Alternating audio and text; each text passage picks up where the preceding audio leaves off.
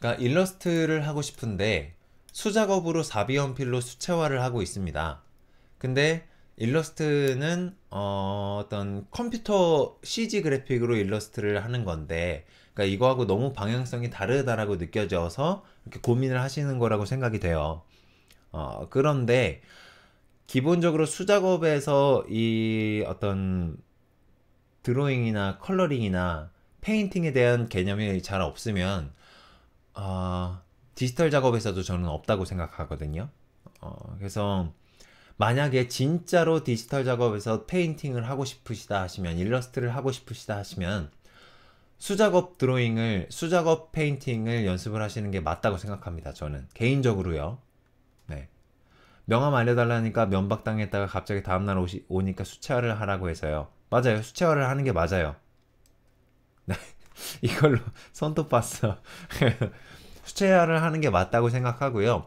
수채화를 하시면서 공간감에 대한 이해, 그리고 명암에 대한 이해, 그리고 양감이나 이런 덩어리감 표현하는 데에 대한 이해, 이런 것들은 꼭 병행이 되셔야 된다고 생각해요. 이런 게 병행이 안 된 상태에서 디지털 작업으로 넘어가시면 굉장히 힘드실 겁니다. 왜냐면 디지털 작업에서도 페인팅이라는 개념은 수작업하고 똑같아요. 정말 똑같은데 그냥 단지 조금 더 편안하게 그림을 그릴 수 있다라는 장점이 있는 거거든요. 디지털 작업은.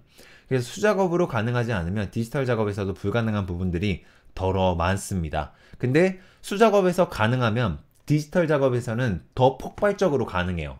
이를테면 수작업에서 수채화로 가능한 어떤 모든 표현의 영역들을 다 표현을 해봤어요. 근데 디지털 작업도 계속 취미로 틈틈이 계속해서 익숙하게 해오던 사람이 있어요. 근데 그런 사람은 정말 수작업으로 했었던 것들을, 모든 표현들을 어떻게 해서든 디지털에서 다 표현 가능해요.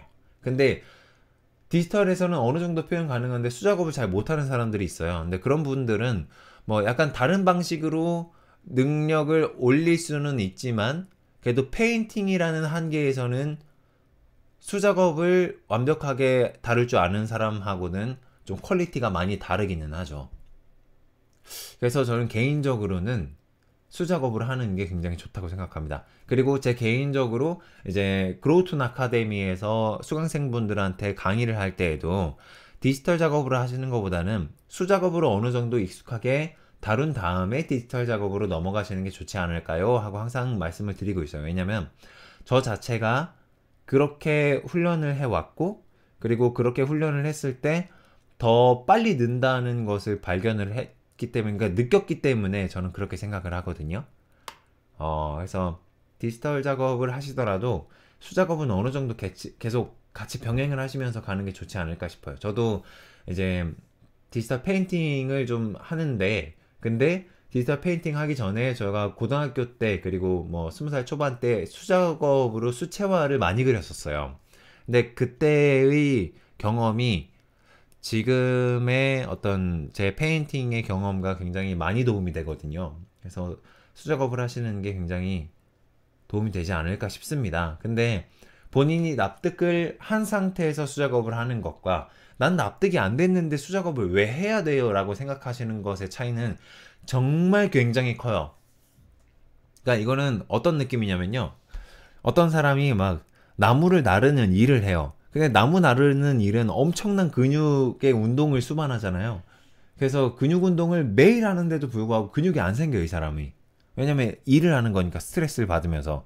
근데 어느 날 어떤 사람이 당신은 뭐 이렇게 물어봐요. 아, 저 근육을 좀 기르고 싶은데 근육이 잘 안 길러져요. 어떤 운동을 해야 되나요? 근데 알고 보니까 이 사람이 맨날 나무 기르는 일을 하고 있는 거예요. 나무를 막 나르는 일을.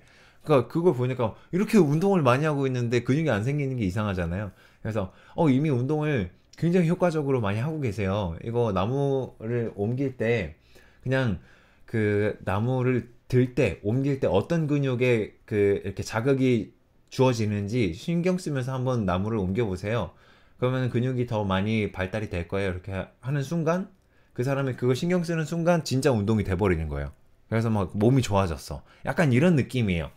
그냥 디지털 작업을, 그냥 수 작업을 할 때에는, 수채화를 할 때에는 뭐에 도움이 되는지 하나도 몰라요. 그냥 스트레스 받으면서 하라니까 하는 거야. 근데 사실상 수작업을 했을 때 늘어나는 그 실력의 양이 훨씬 더 저는 많다고 생각해요. 감각적인 부분이.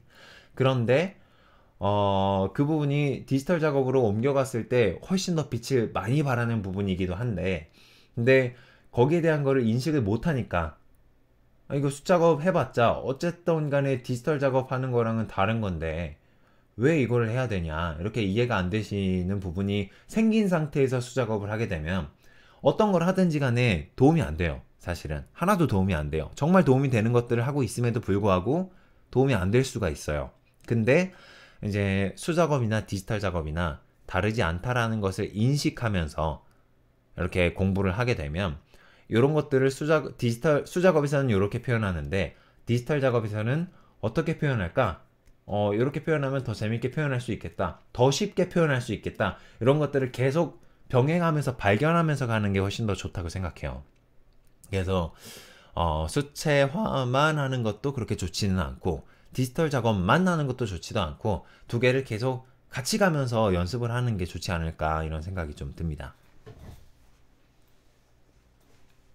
그래요. 일단은 가장 직접적으로 지금 배울 수 있는 게 수채화니까 일단은 수채화를 터득하세요. 그리고 나서 수채화로 터득한 그 그림에 대한 감각, 공간감, 양감, 덩어리감, 뭐 아니면은 뭐 이렇게 뭉개면서 그리는 부분이라거나 아니면 섬세하게 그리는 부분이라거나 이런 것들을 일단은 수채화를 통해서 익히신 다음에, 그 다음에 뭐 디지털 학원에 가시거나 아니면은 요즘에는 뭐 인터넷에서 이런 것들 튜토리얼 같은 거 되게 많이 나와요.